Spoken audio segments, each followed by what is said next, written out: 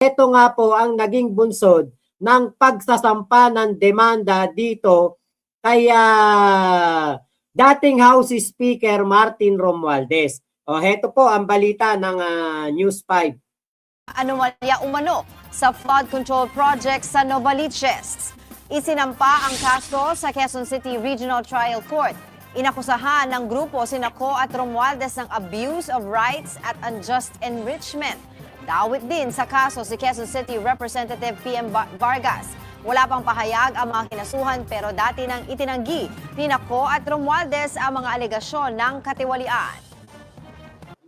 Mga kapatid, Angela Lagunsad. Yan, di ba? Kita nyo, ginawa-gawa na po nila ng kaso etong si dating House Speaker Martin Romualdez. Bakit? Kailangan po nilang gawin yan. Kasi nga po, ito pong ating House Speaker, siya po ang numero 1 na pumoprotekta sa kanyang pinsang buo na si PBBM.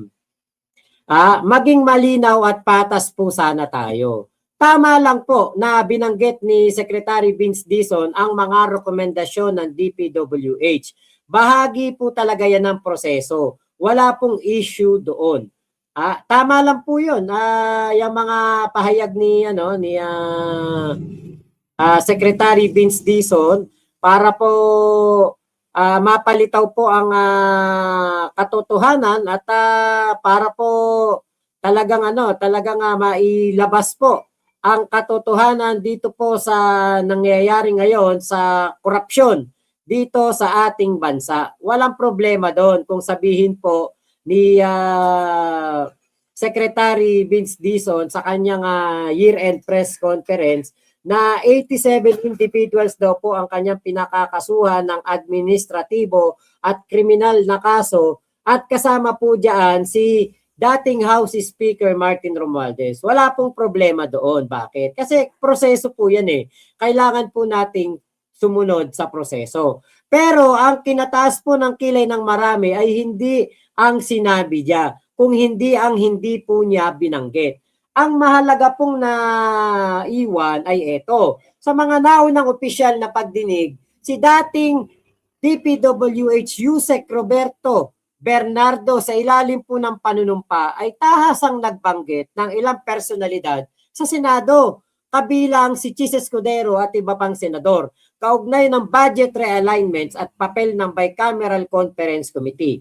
Sa pinakahuling pahayag po, may mga pangalang paulit-ulit na binigyang diin.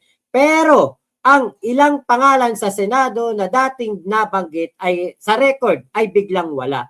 Hindi ito legal na konklusyon pero desisyon ito sa komunikasyon at napansin iyon ng publiko. Nakapagtataka lang po na kung bakit hindi po yata nabanggit itong mga pangalan katulad nitong si Jinggoy. 'Di ba? Jinggoy nabanggit din diyan, 'di ba? Ngayon, sa pinakahuli po niyang pahayag, 'di ba? Bakit hindi po niya ito nasabi? Ngayon ito po, ang mahalagang konteksto po. Ang rekomendasyon po na tinatawag na pakakasuhan ay hindi po ito hatol.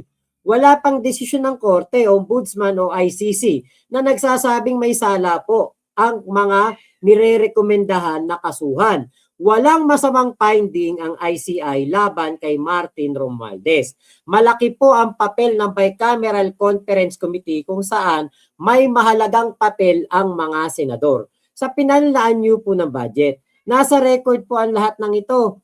Ang tanong ng karaniwang Pilipino, bakit may mga pangalang pinalalakas habang ang iba na nabanggit na sa ilalim ng panunumpa ay nawawala sa kwento? Bakit pinipili ang atensyon ng publiko gayong maraming institusyon at personalidad ang sangkot sa proseso? Ang pananagutan ay dapat buo, hindi po pili. Hindi ito pag-atake kay Secretary Vince Dizon. Ito ay panawagan para sa kumpletong konteksto, buong katotohanan at pantay na pamantayan. Hayaan ang ombudsman na suriin ng lahat, hindi lang ang mga pangalang madaling gawing headline. Kasi kapag syempre binanggit mo ang dating House Speaker Martin Romualdez, sasabihin mo na sangkot ito sa katiwalian, sangkot ito sa mga nakawan kuno sa gobyerno. Aba, talagang ito po ay patok na patok sa ating mga kababayan at talagang iisipin nila na yung rekomendasyon, hatol na yun. At ang tingin na po nila kagad dun sa nirekomendahan ng kaso ay magnanakaw na kagad. Diba? Yan po ang katotohanan yan. Kaya po ito pong ating mga kababayan napapaisip, teka, bakit ganun? Ba't si Romualdez lang ang kanyang parang pinapakasuhan? Ngayon, ito pong mga pangyayari po na ito, parang meron pong pinipili lamang. 'Di ba? Bakit parang tahimik doon sa ibang mga dapat sana ay kasama rin sa mga pinapaingay na pangalan. May mga pangalan pong binanggit si Sec Vince Dizon sa kanyang pahayag, pero may mga sadyang hindi po binanggit. Kahit na nabanggit na ang mga ito sa ilalim ng panunumpa sa mga opisyal na pagdinig. Katulad na lang ng mga pangalan na binitiwan nitong si dating USEC Roberto Bernardo. Bakit ngayon po parang pili po ang pag-frame ng kwento? Si dating DPWH USEC Roberto Bernardo po sa kanyang sworn testimony ay malinaw na nagbanggit ng mga personalidad sa Senado. Kabilang si Chis Escudero at iba pang senador. Kaugnay po ng budget realignments. Papel ng Bicameral Conference Committee at paghubog ng mga kontrobersyal na pondo. Nasa opisyal na record ang lahat ng ito. Kaya ang tanong ngayon, bakit biglang nawala ang mga pangalang ito sa pampublikong naratibo? Sino ang nagpasya kung aling pangalan ang ligtas banggitin at alin ang mas mabuting manahimik na lang? Linawin po natin ang mga facts. Ang rekomendasyon ay hindi po paratang. Ang press conference ay hindi po hatol at walang korte, ombudsman o ICI report na nagdeklara ng pananagutan laban kay Martin Romualdez. Sa katunayan, may no adverse findings ang ICI laban sa kanya. Pero ang pangalan niya ay paulit-ulit po na inuulit, habang ang iba na nabanggit na under oath ay tahimik na binura sa kwento. Ganito po ang ginagawa sa mga naratibo. Unti-unti ang ilang pangalan, huwag banggitin ang iba at dahan-dahang tinutulak ang publiko sa isang nakahandang konklusyon. Hindi po ito pananagutan. Ito ay pagkokontrol ng kwento. Ang tunay na sukatan po ng pananagutan, kung talagang laban po tayo sa katiwalian, bakit hindi banggitin ang lahat ng nabanggit sa ilalim ng panunumpa? Bakit tila protektado ang mga nasa antas ng Senado sa bicameral? At bakit paliitin ang usapin kung kolektibo ang proseso ng budget? Diba? Bakit parang kay House Speaker Martin Romualdez lang lahat nakatutok ang sisi o ang kasalanan? Ang piling galit ay hindi po reforma. Ang piling katahimikan ay hindi po hustisya. Hindi ito tungkol po sa iisang tao lamang. Ito ay tungkol sa kung sino ang inilalantad at sino ang pinoprotektahan. Kung pananagutan po ang pamantayan, dapat pantay-pantay po. Kung katotohanan po ang hangarin natin, buong kwento po ang ilahad, hindi yung kalahati lang. Katulad po nito, ayon na po mismo kay dating DOJ Secretary at ngayon Ombudsman Boying Remulla, wala siyang nakikitang pananagutan etong si dating Speaker Martin Romualdez. Martin Romualdez, ano naman po yung likelihood na makakasuhan rin siya? Sa ngayon, actually, I've been on this for the past few days. Ang likelihood na makasuhan siya ng criminal sa ngayon, wala pa. Unless Saldico comes in to tell on him. Pero, ang in-explore namin talaga ngayon civil cases, damages, and other 1379, yung ating civil forfeiture law, pwede natin gamitin. Dito kay former Speaker Romualdez. Basta magkaroon ng AMLA, hahanapin natin sa AMLA yan. hindi lang natin mapakilo sa AMLO dahil walang kaso. So, maybe in a civil case, baka makakuha namin ang AMLO records. Ito pong si former Kita nyo, ombudsman na po ang nagsabi. Wala pong ebidensya o wala po silang nakikitang kahit anuman lang na pwedeng ikaso dito kay dating House Speaker Martin Romualdez. Ombudsman na po nagsabi niyan. Hindi po ibang tao, ombudsman na nagsabi niyan. 'Di ba? Kahit nga ang ICI sinabi nila no adverse findings na si dating House Speaker Martin Romualdez ay kasama po dito sa mga DPWH flood control scam o DPWH projects scandal o anomaly. Kaya po talagang ang ginagawa po nila ay katulad niyan, inanapan nila ng butas itong si dating House Speaker Martin Romualdez, kinonekta po sa flood control sa Quezon City. Kaya lang, ito po kasing flood control sa Quezon City, questionable ang kanila pong style diyan. Bakit? Teka. Bakit ano naman ang kinalaman ng ating dating House Speaker sa mga flood control projects diyan po sa Quezon City? Ito po'y malinaw na gawa-gawang kwento, gawa-gawang kaso laban po kay House Speaker Martin Romualdez.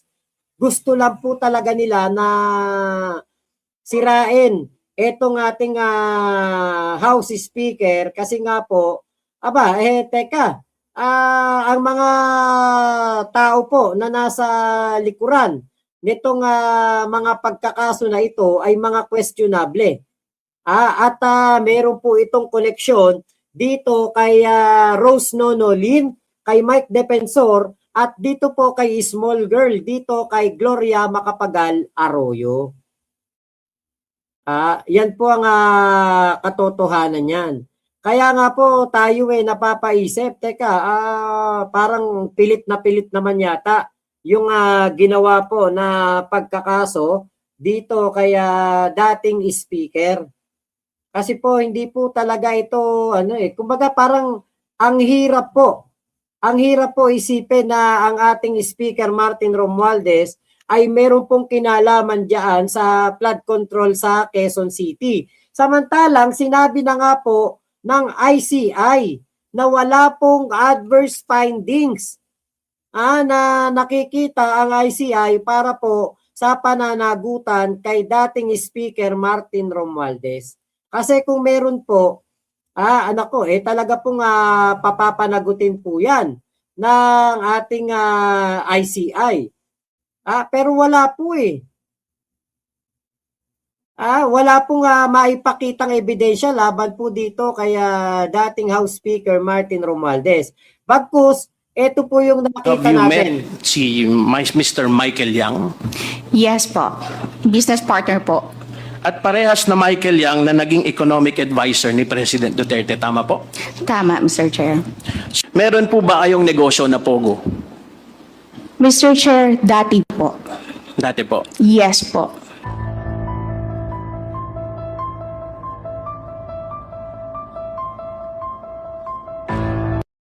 Ayan.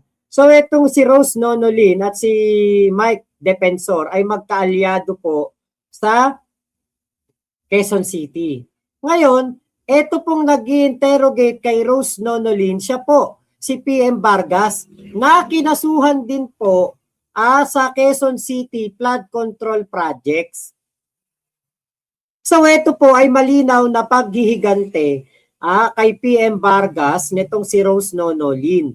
At idinamay na rin nila ito pong ating dating House Speaker Martin Romualdez. Ganun lang po kadali. Idinamay na po nila. Kasi nga po, kung hindi po nila ito idadamay, kailangan po nila na gawin ito para masira na rin. Kumbaga parang hitting two birds with one stone. Yan po ang ginawa nila kay dating Speaker Martin Romualdez, isinama po nila dito sa kasuhan kay dito po kay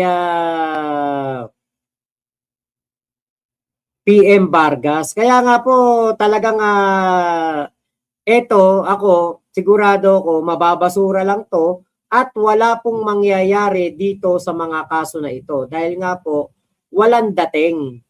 Hindi po ito kapani-paniwala at hindi po ito talaga masasabi natin na matibay ang mga magiging kaso na ito. At eventually, ibabasura lang po ito. Yan po ay parang forum shopping na tinatawag. Kakasuhan nila si Speaker para nga naman baka makachamba sila, meron pong mag-pursue na kaso. Yung pong prima facie evidence, dapat po yan ang makita. Pero paano lalabas yung mga ebidensya na yan? Kung sinabi na nga po mismo ng ICI, no adverse findings laban po dito kay dating House Speaker Martin Romualdez. Yan po ang malinaw na paninira lamang po laban kay dating House Speaker Martin Romualdez para eventually, 'di ba, ay masira din nila si PBBM. Kaya po nila pinag-iinitan si Speaker Martin Romualdez para rin po mapalitan nila itong si Bogie D. Target po nila ngayon ang speakership sa House. Bakit? Kasi alam nila na si Bogie D ay kaalyado pa rin ng ating Pangulo. Alam nila na si Bogie D ay kaalyado din ng ating dating House Speaker Martin Romualdez. Kaya po si PBBM protektado pa rin po mula sa impeachment. Yan po ang katotohanan niyan. Ngayon, itong Rose Nonolin, Mike Defensor, yan po ang mga nagkaso dito kay dating Speaker Martin Romualdez. Sila po ang mga magkakasapakat para sirain ang ating House Speaker. Yan po ang katotohanan niyan. Kaya lang po wala. Talagang nahihirapan po sila na pabagsakin si House Speaker kasi nga po ito'y matatawag na forum shopping. Baka nga naman matsambahan nila na etong ginagawa ni House Speaker Martin Romualdez ay matsambahan nila na etong si House Speaker ay makasuhan nila ng isang seryosong kaso. Kaya po talagang po ito, kumbaga suntok sa buwan, ito pong ginagawa nila. Hindi po katulad dito kaya Sara Lustay, kasi dito po kay Sara Lustay, po ito po talaga, meron pong katotohanan, meron po talagang ginawa talagang masasabi nating labag sa batas. Etong si Sara Lustay. Okay, puntahan natin tong si Sara. Okay.